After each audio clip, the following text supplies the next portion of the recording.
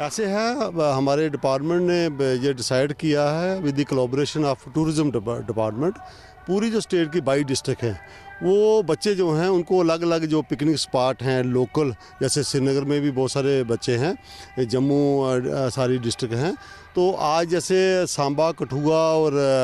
उधमपुर के बच्चे जो हैं ये मानसर जाएंगे, तो हमने आज बच्चों को मानसर भेजा है। वहाँ पे टूरिज़्म डिपार्टमेंट जो है उनका अरेंजमेंट वहाँ पे पूरा किया हुआ है, रहने का है,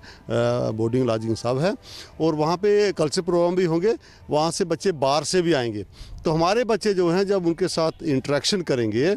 तो ये स्वाभाविक है कि उनको उनके कल्चर का पता चलेगा, उनकी लैंग्वेज का पता चलेगा, और